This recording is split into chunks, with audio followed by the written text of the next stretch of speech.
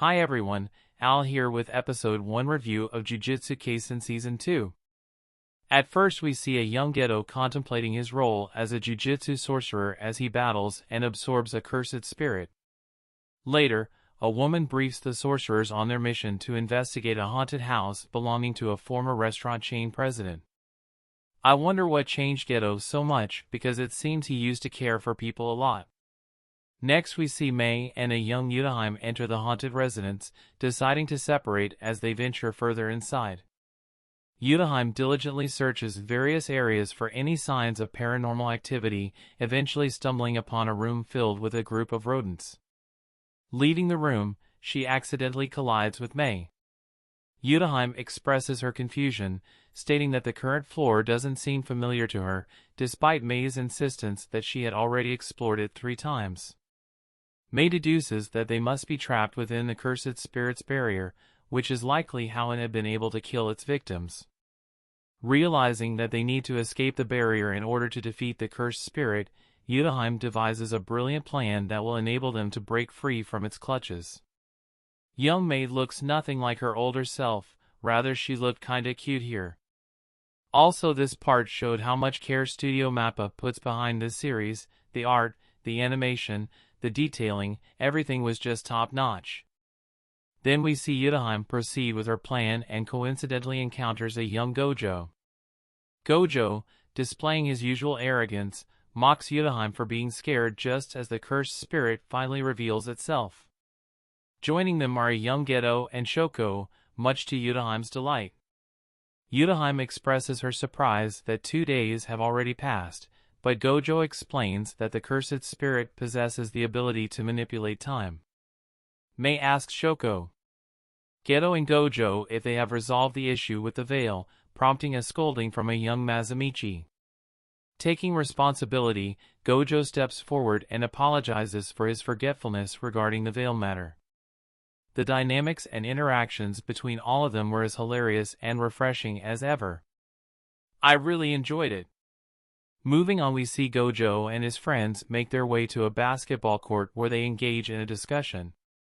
Gojo expresses his opinion on the necessity of setting up veils to shield the general population from being able to see cursed spirits or cursed techniques. On the other hand, Gojo argues that maintaining the calmness of the populace is crucial as it discourages cursed spirits from causing havoc. Gojo counters by stating that it becomes tiresome to constantly watch over weaker humans, while Gojo asserts that the purpose of Jujutsu is to protect non-sorcerers. The tension escalates, almost leading to a physical confrontation, when Mazumichi suddenly enters the scene and assigns them a new mission, diverting their attention. Like I was saying earlier, it seems like Gojo used to have much better morals than Gojo, so it will be really interesting to see what changed them so much. We see Mazumichi inform the boys about their mission, explaining that it has 2 primary objectives. The first objective involves a girl known as the Star Plasma Vessel, who is compatible with Tenjin. Their task is to escort her and ultimately erase her. Curiosity arises among the boys, leading one of them to inquire if this mission is connected to renewing Tenjin's technique. Mazumichi clarifies that while Tenjin possesses an immortality curse technique, it should not be confused with eternal youth.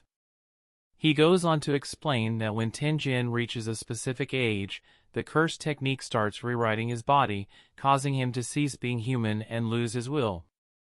In such a scenario, if Tenjin were to undergo the transformation and lose his will, it would have severe consequences.